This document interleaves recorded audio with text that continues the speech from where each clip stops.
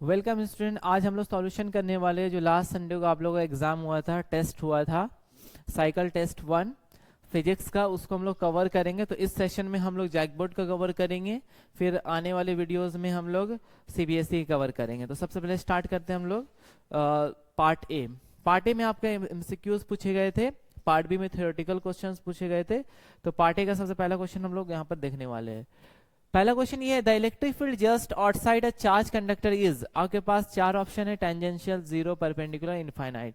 तो हम लोग एग्जांपल समझेंगे। जैसे सपोज कीजिए कि यहाँ पर एक कंडक्टर है जिसके ऊपर पॉजिटिव चार्ज क्या है, डिस्ट्रीब्यूट है। ठीक है, आपको पता होगा इलेक्ट्रिक फील्ड हमेशा क्या होता है, पॉजिटिव चार्ज से क्या होता है, आउटवर्ड, बाहर की तरफ निकलता है।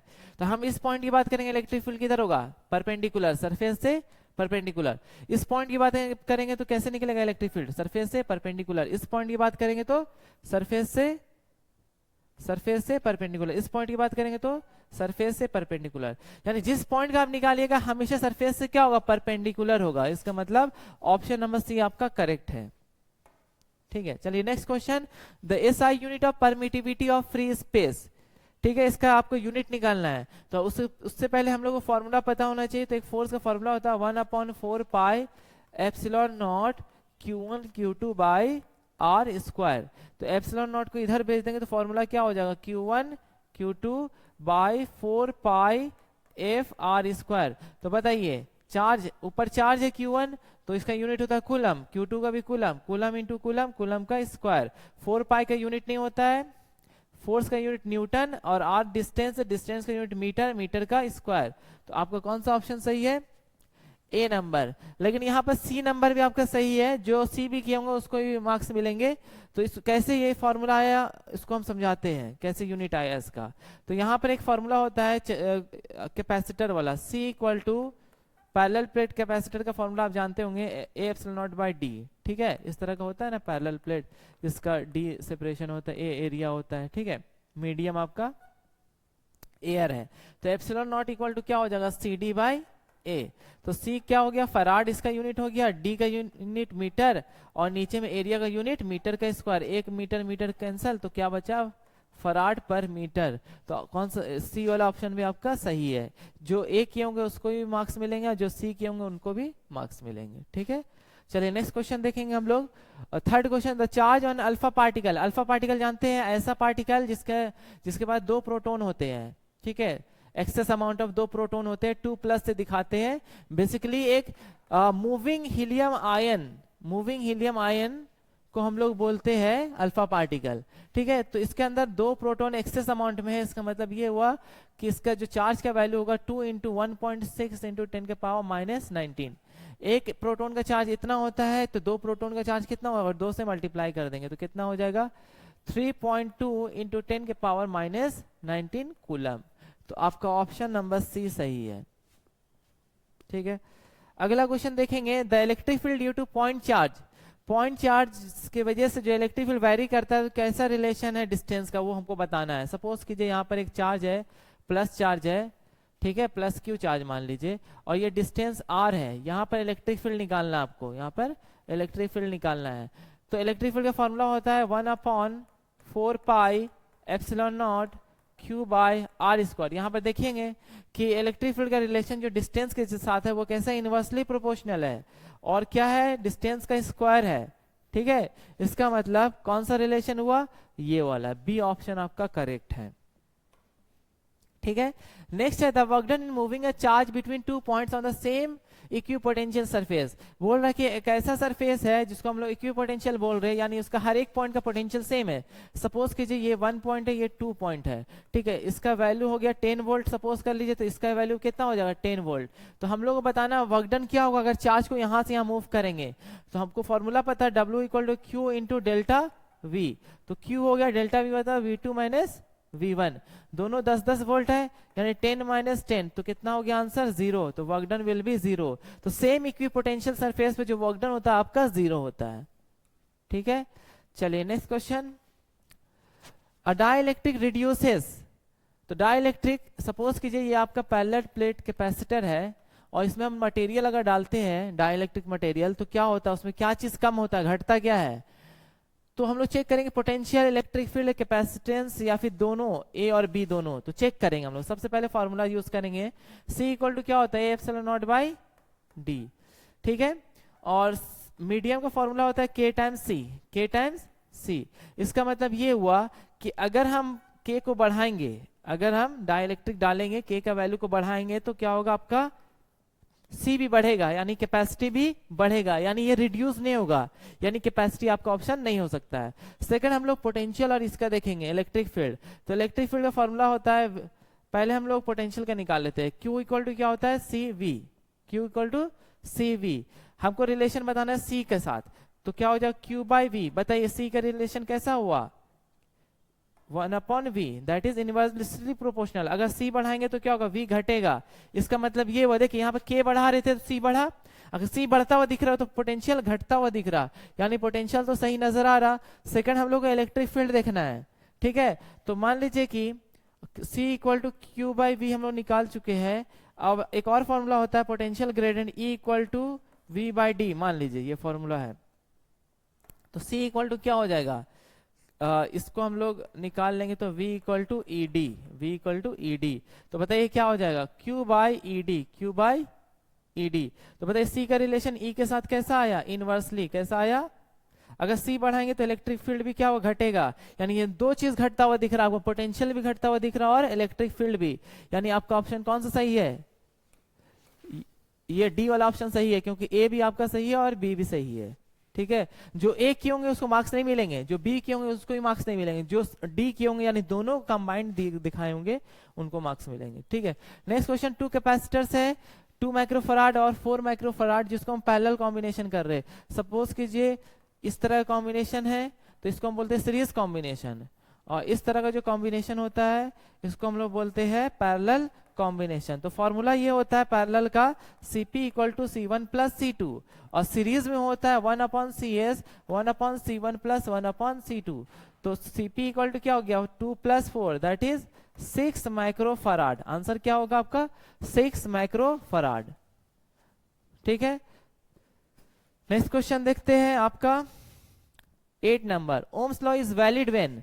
देखिए जब भी स्टेटमेंट आप ओम्स लॉ लिखते हैं उसमें एक चीज मेंशन करते हैं, एट कांस्टेंट टेम्परेचर, प्रेशर या फिजिकल जो भी क्वांटिटीज होते हैं उसको कांस्टेंट मानते हैं। इसलिए मानते हैं क्योंकि कोई भी चीज फैक्टर चेंज करता है तो उसके वजह से आपका जो आप ऑब्जर्व कर रहे हैं, जो आप रिजल्ट चाहते हैं वैसा मिलेगा नहीं, ठीक है। तो हम लोग क्या करते हैं कि जब भी ओम्स लॉ को वेरीफाई करते हैं उसके लिए कंडीशन होता है कि temperature remains constant, temperature remains constant. ऐसा क्यों करते हैं, हमें पता है कि अगर मान लीजिए कंडक्टर है उसका टेम्परेचर को बढ़ाएंगे तो अंदर क्या होता है, फ्री इलेक्ट्रॉन्स मूव करते रहते हैं तो उसका स्पीड बढ़ जाता है, जिसकी वजह से कोलिजन बढ़ जाता है। कोलिजन जब बढ़ते तो रेजिस्टेंस भी क्या होता है, बढ़ जाता है, ठीक है। इसका मतलब ये हुआ कि अगर मान लीजिए रेजिस्टेंस चेंज कर रहा है तो इसका मतलब आपका ओम्स लॉ इसमें वैलिड नहीं हो पाएंगे, क्योंकि हम लोग जब इक्वेशन पढ़ते हैं ओम्स लॉ का, V equal to I R होता है, I is the proportionality constant, तो this should be remains constant. इसके लिए हमको टेम्परेचर भी क्या करना पड़ेगा, कांस्टेंट रखना पड़ेगा। तो पहला ऑप्शन आपका सही है, टेम्परेचर इज कांस्टेंट। नेक्स्ट है the current in a series circuit. Series circuit में करंट क्या होता है, remain same for every register. Suppose कि यहाँ पर 2 एम्पियर करंट फ्लो कर रहा, तो इसका मतलब ये रजिस्टर R1 के लिए भी वही होगा और R2 के लिए भी वही होगा, इसका मतलब सेम एवरीवेयर, ठीक है। अगला क्वेश्चन हम लोग देखेंगे, किरचॉफ्स लॉज जो होता है current laws based on conservation of energy, conservation of charge, momentum and none. तो आपको पता होगा कि हम लोग जब लगाते हैं किरचॉफ्स फर्स्ट लॉ जिसको करंट लॉ बोलते हैं, तो सपोज कीजिए कि ये आपका I1 हो गया, ये आपका I2 हो गया, ये आपका I3 हो गया, ये आपका I4 हो गया, ठीक है। तो हम लोग बोलते हैं जितना करंट पॉइंट पे, P पॉइंट पे आ रहा है इक्वल टू जितना करंट रिलीज हो रहा, ठीक है। सपोज कीजिए वाटर का एग्जांपल लेते हैं, यहाँ से 1 लीटर पानी आया, यहाँ से 1 लीटर पानी आया, यहाँ से 1 लीटर पानी आया, 3 लीटर। तो यहाँ से जब निकल रहा होगा तो कितना लीटर निकलेगा, 3 ही लीटर निकलेगा ना। वही कॉन्सेप्ट यहाँ पर लगा, मान लीजिए 1 कूलम चार्ज यहाँ से आया, 1 कूलम चार्ज यहाँ से आया, 1 कूलम चार्ज यहाँ से आया, तो जब ये यहाँ से निकल रहा होगा तो क्या होगा, वो 3 कूलम निकल रहे होंगे। इसका मतलब ये हुआ आपका I1 plus I2 plus I3 जो किसके बराबर होगा, I4 के बराबर होगा। समझ में आया, ठीक है। जब चार्ज सेम होगा इक्वल टू के इस तरफ, इक्वल टू के इस तरफ, दोनों का वैल्यू सेम होगा, तो करंट क्या बोलेंगे, ये किसके बेस्ड पे है, कंजर्वेशन ऑफ चार्ज। चलिए नेक्स्ट क्वेश्चन है, the VI graph for ohmic conductor. Ohmic conductor किसको बोलते हैं, ऐसा कंडक्टर जो ओम्स लॉ को फॉलो करता है उसको बोलते हैं ओमिक कंडक्टर। जैसे आपका कॉपर हो गया, एल्युमिनियम हो गया, ठीक है, उसका ग्राफ कैसा बनता है, उसका ग्राफ बनता है y equal to M X के फॉर्म। जैसे हम लोग लिखते हैं v equal to I R, v is what, v y axis मान लीजिए रिप्रेजेंट कर रहा है, और x आपका I रिप्रेजेंट कर रहा है, ठीक है, और स्लोप है रेजिस्टेंस। स्लोप क्या है, रेजिस्टेंस। इसका ग्राफ कैसा बनेगा, straight line passing through origin, यानी यहां 0 से स्टार्ट होगा। तो पहला ऑप्शन आपका सही है। नेक्स्ट क्वेश्चन है, if the temperature of metal increases its resistance increase decrease remains constant या बिकम 0। वैसे आपको समझ में आ गया इसका ऑप्शन क्या होना चाहिए, टेम्परेचर बढ़ाएंगे तो क्या होगा, रेजिस्टेंस बढ़ेगा, बट इसका रीजन यहाँ पर एक्सप्लेन करता हूँ। सपोज कीजिए ये आपका कंडक्टर है और यहाँ पर करंट फ्लो कर रहा है, तो अंदर में क्या होते हैं, बहुत सारे एटम होते हैं, ठीक है, उसके अंदर छोटे छोटे इलेक्ट्रॉन्स होते हैं, फ्री इलेक्ट्रॉन्स जो मूव करते रहते हैं, ठीक है। अगर मान लीजिए टेम्परेचर हम बढ़ाते हैं, टेम्परेचर को बढ़ाते हैं, जैसे क्या टेम्परेचर बढ़ाने से क्या होता है, और इलेक्ट्रॉन ज्यादा एक्साइट करते हैं और मतलब स्पीड से फास्ट मूव करते हैं, रैंडमनेस बढ़ जाता है, और रैंडमनेस जब बढ़ता है तो कोलिजन होता है, कोलिजन होने की वजह से क्या होता है ना, करंट का रुकावट और बढ़ जाता है। करंट जब घटता है तो आपको पता है किसकी वजह से घटता है, रेजिस्टेंस बढ़ने की वजह से, ठीक है। तो टेम्परेचर जब बढ़ाते तो करंट का वैल्यू घट जाता है, करंट इसलिए घट रहा बिकॉज यहाँ रेजिस्टेंस ज्यादा हो रहा, ठीक है, समझ में आया। तो आपका ऑप्शन नंबर ए सही है। अगला क्वेश्चन है 30 number, material having negative temperature coefficient. देखिए अल्फा जो होता है टेम्परेचर कोफिशिएंट होता है रेजिस्टेंस का, पॉजिटिव होता है एक, नेगेटिव भी होता है और एक 0 होता है। जो टेम्परेचर पे डिपेंड ही नहीं करता है उसको हम बोलते हैं अल्फा इक्वल टू 0, ठीक है। जो टेम्परेचर पे डिपेंड करता है बट अगर टेम्परेचर बढ़ाएंगे तो रेजिस्टेंस भी बढ़ेगा, तो उसको बोलते हैं अल्फा पॉजिटिव। आपको ये फॉर्मूला पढ़ाया गया होगा, R T equal to R naught 1 plus alpha delta T, ठीक है। तो अल्फा पॉजिटिव होगा तो क्या होगा, रेजिस्टेंस बढ़ाएंगे, टेम्परेचर बढ़ाएंगे तो रेजिस्टेंस का वैल्यू बढ़ेगा। अल्फा नेगेटिव मतलब टेम्परेचर बढ़ाएंगे तो रेजिस्टेंस का वैल्यू घटेगा। पॉजिटिव किस में होता है, कॉपर, मेटालिक कंडक्टर जो भी है, और नेगेटिव किस में होता है आपका नॉन मेटालिक कंडक्टर जैसे सिलिकॉन वगैरह, जर्मेनियम, है ना। और 0 किसका होता है, 0 मतलब जो टेम्परेचर पे डिपेंड नहीं होता, जैसे मैंगनीन हो गया, कॉन्स्टेंटाइन हो गया, ये सारी चीज, ठीक है, समझ में आया। लेकिन आपको ये कार्बन जो दिख रहा है ना, कार्बन, इसका नेगेटिव टेम्परेचर कोफिशिएंट होता है, ठीक है। तो अगर मान लीजिए हम टेम्परेचर बढ़ाएंगे तो क्या होगा, रेजिस्टेंस घटेगा, करंट का वैल्यू बढ़ेगा। चलिए अगला क्वेश्चन है 14, Wheatstone bridge is used to measure. ये तो पता ही है, करंट हम लोग यूज करते करंट के लिए, थोड़ी ना वोल्टेज के भी नहीं करते, किसके लिए करते हैं, अननोन रेजिस्टेंस को फाइंड आउट करने के लिए, ठीक है। वैसे इसका दो मतलब यूज है, पहला यूज तो अननोन रेजिस्टेंस को फाइंड आउट करने के लिए यूज करते हैं, दूसरा इसका पर्पस एक कॉम्प्लेक्स सर्किट को क्या बनाता है, वो सिंपल बनाता है जब वो बैलेंस कंडीशन में होता है। And the last question of MCQ, the electric flux is 0 when the field is parallel to the surface, perpendicular to the surface, normal to vector area, passing through centre. तो सबसे पहले हम लोग समझते हैं आपका वेक्टर एरिया। सपोज कीजिए ये एरिया ए है, तो वेक्टर एरिया क्या हो जाएगा, ये हो जाएगा परपेंडिकुलर टू द सरफेस, ठीक है। तो पहला ऑप्शन बोल रहा है पैरेलल टू द सरफेस, तो इलेक्ट्रिक फील्ड अगर पैरेलल टू द सरफेस जा रहा, पैरेलल टू द सरफेस जा रहा, इसका मतलब ये हुआ वेक्टर, आपको फॉर्मूला पता होगा, फ्लक्स का फॉर्मूला होता है ई ए कॉस थीटा, ई ए कॉस थीटा। अगर थीटा 90 डिग्री होगा, थीटा क्या होगा 90 डिग्री होगा, तो क्या हो जाएगा आपका फाई 0, यानी आपका ये आपको 0 दे रहा, ठीक है ना। दूसरा है perpendicular to the surface area, यानी आपका ये है और आपका इलेक्ट्रिक फील्ड ऐसे समझिए, ए ये है, ठीक है, परपेंडिकुलर डायरेक्शन ये हुआ सरफेस का, इलेक्ट्रिक फील्ड भी इधर से जा रहा, यानी इसे फ्लक्स 0 नहीं होगा, फ्लक्स 0 नहीं होगा, इससे फ्लक्स क्या हो गया 0 हो गया। हम लोग बताना है किसमें 0 होगा ना, तो पहला ऑप्शन में सही है 0 होगा, यानी ये सही है। अच्छा इसमें से एक और ऑप्शन है जो सही है, जैसे ये तो आपका गलत है, normal to the vector area, normal to the vector area. Suppose कीजिए यहाँ पर वेक्टर एरिया ए वेक्टर ये हो गया, तो नॉर्मल क्या हुआ इसका, ये ना हुआ, पैरेलल ना हो गया नॉर्मल, तो इलेक्ट्रिक फील्ड नॉर्मल है, किसके नॉर्मल है, वेक्टर एरिया से। तो इसका मतलब ऑप्शन नंबर सी भी आपका सही है, ए भी सही है, ऑप्शन नंबर सी भी सही है।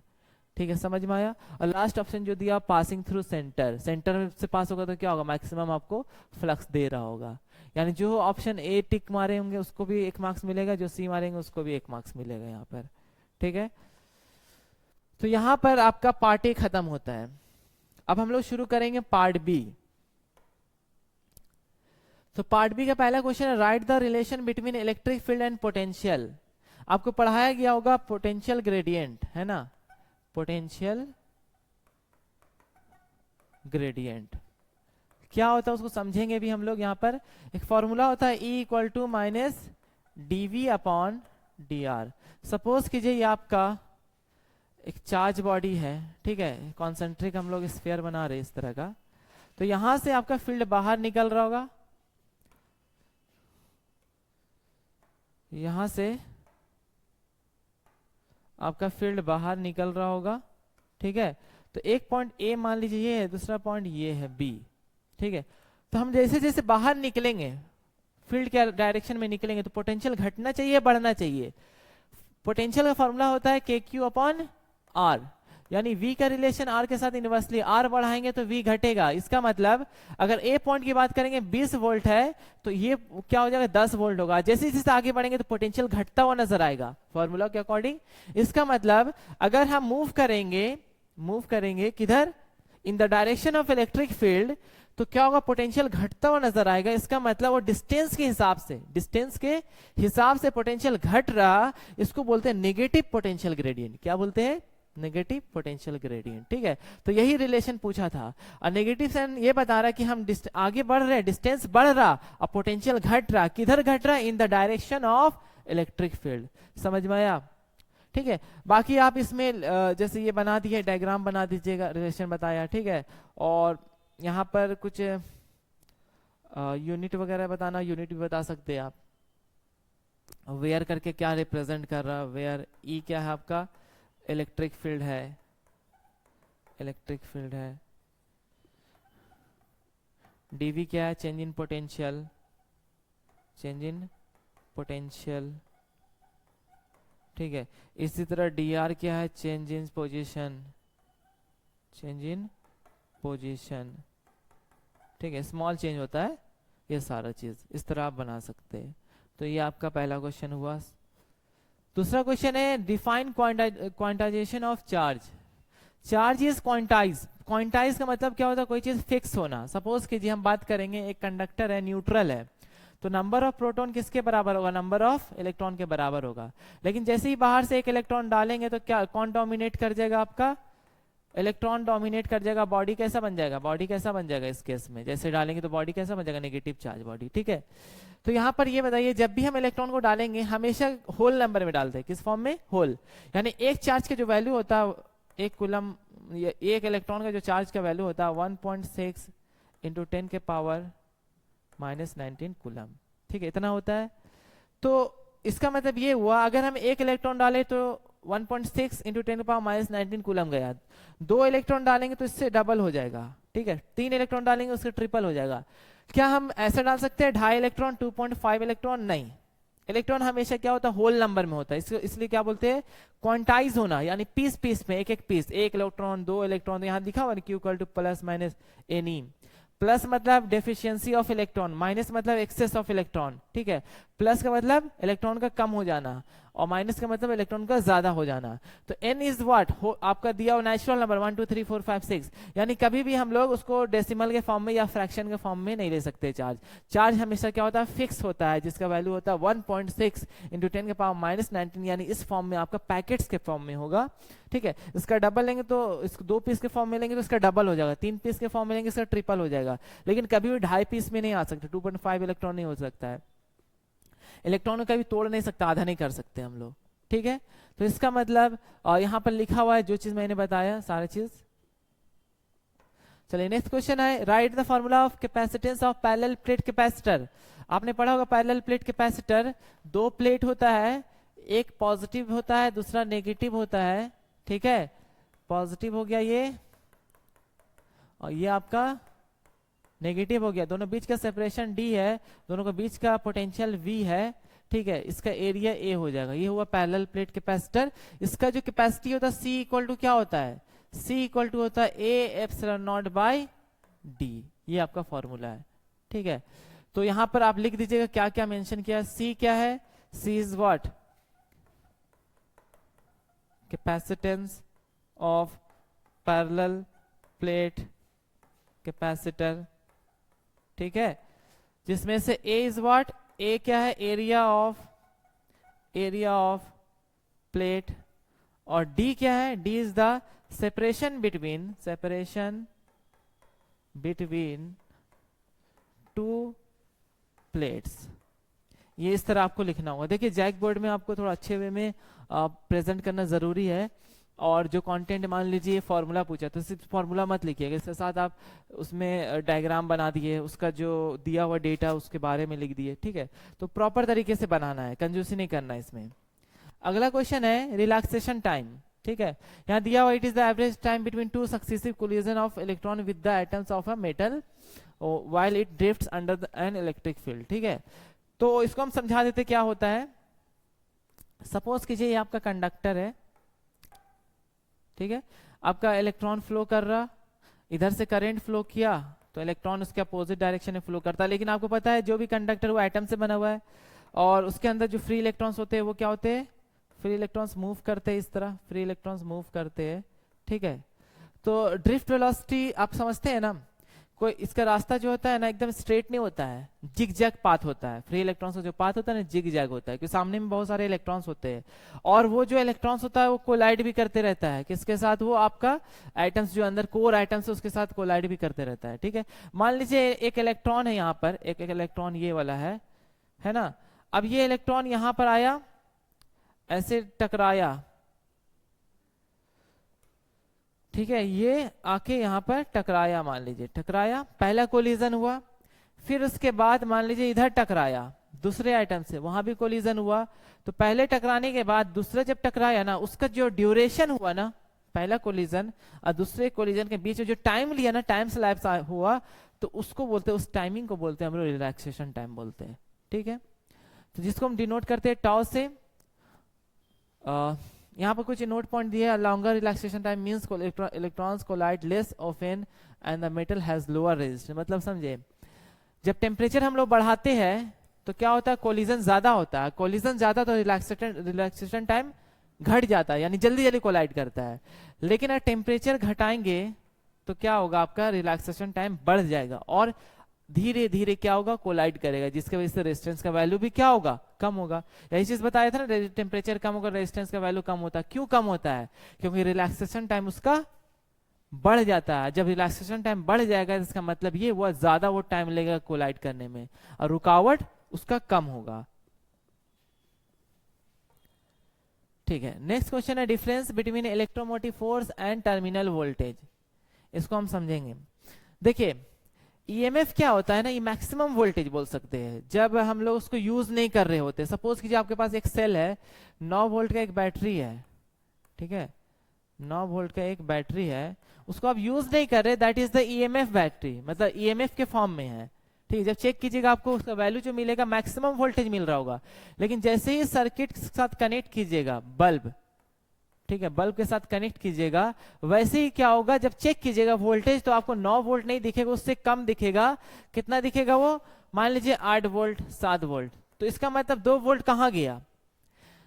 तो जो वोल्ट घटा ना, जो इसका वोल्ट घटा वो डिपेंड करता है इंटरनल रेजिस्टेंस, क्योंकि जो सेल होता है ना, सेल उसके अंदर इलेक्ट्रोलाइट्स होते हैं, इलेक्ट्रोड होते हैं, तो वो सारे भी रेजिस्टेंस जैसा बिहेव करते हैं, एक्ट करते हैं। तो वो भी क्या करते हैं, आपका वोल्टेज को ड्रॉप करते हैं। तो जो आपका 8 वोल्ट हो गया, यहाँ पर 1 वोल्टेज जो लिया वो कौन लिया, इंटरनल रेजिस्टेंस। अब जो बाहर में जो वोल्टेज मिल रहा है ना आपको, उसको हम बोलते हैं टर्मिनल वोल्टेज बाहर में जो मिल रहा। जब ओपन सर्किट था, देखिए यहाँ पे लिखा हुआ measured when no current flows, यानी ओपन सर्किट में मैक्सिमम वोल्टेज आपको मिल रहा होता है, दिस इज मैक्सिमम वोल्टेज। लेकिन जैसे ही हम लोग बल्ब के साथ कनेक्ट करते हैं तो वोल्टेज आपको कम मिलता है। जब वोल्टमीटर से आप चेक करते हैं, ऐसा इसलिए होता है क्योंकि अंदर में क्या होता है, इंटरनल रेजिस्टेंस होता है, जो भी क्या करता है, वोल्टेज को ड्रॉप करता है, थोड़ा सा वोल्टेज लेता है। ठीक है, समझ में आया? तो हम जब बात करते हैं टर्मिनल वोल्टेज के केस में, उस केस में क्या होता है, आपका सर्किट क्या होना चाहिए, क्लोज होना चाहिए, जिसमें करंट फ्लोज कर पाए, जो आपको बाहर में वोल्टेज मिल रहा होगा। ठीक है, तो इससे क्या समझ में आया, ईएमएफ का वैल्यू क्या होता है, हमेशा बड़ा होगा, किससे, टर्मिनल वोल्टेज से। ठीक है, तो पहला ये है, it is the total energy supplied per unit charge by the cell, यानी मैक्सिमम जो दे पाएगा एनर्जी, दैट इज ईएमएफ हो गया। It is the potential difference across the terminals of the cell in a circuit, मतलब जब उसको हम लोग पोटेंशियल जो यूज करेंगे, बाहर यूज करेंगे, जब सर्किट कंप्लीट कर चुके होंगे, जो बाहर यूज कर रहे होंगे, उस कंडीशन में जो वोल्टेज आपको मिलेगा उसको टर्मिनल वोल्टेज बोलते हैं। Measured when no current flows, यानी ओपन सर्किट में जो वोल्टेज होता है, दैट इज 9 वोल्ट का जो एग्जांपल ये, वो आपका ईएमएफ हो गया। और जब करंट फ्लो होना शुरू हो जाएगा, जैसे एक बल्ब का एग्जांपल लिए, तो उस कंडीशन में आपका इंटरनल रेजिस्टेंस भी आपका वोल्टेज ड्रॉप कर रहा होगा, तो इसका मतलब बाहर में जो वोल्टेज मिलेगा हमेशा कम मिलेगा, तो उसको हम बोलेंगे terminal voltage. Always greater than terminal, हमेशा बड़ा होता है, और टर्मिनल वोल्टेज हमेशा क्या होता है, कम होता है। किसके वजह से, due to the presence of internal resistance inside the cell, represent by E से भी दिखाते हैं या एप्सिलॉन से भी दिखा सकते हैं। ठीक है, इसका फॉर्मूला होता है V प्लस आई आर, यानी EMF V plus I R, यानी ज्यादा बता रहा आपका कि ईएमएफ बड़ा है किससे, V से। ठीक है, इस कंडीशन में देखिए ये क्या बता रहा, E माइनस आई आर, यानी वोल्टेज जो आपका छोटा है ईएमएफ से, ये बता रहा। ठीक है, समझ में आया? ये आपका डिफरेंस था ईएमएफ ऑफ टर्मिनल वोल्टेज। तो इसमें कंफ्यूज मत होइएगा, दोनों का मतलब वोल्टेज ही होता है, या ओपन सर्किट वोल्टेज होता है या क्लोज सर्किट वोल्टेज होता है। तो पहले ओपन सर्किट बनाया जाता है, उसके बाद हम लोग जब यूज करते हैं उस कंडीशन में उसको हम लोग क्लोज सर्किट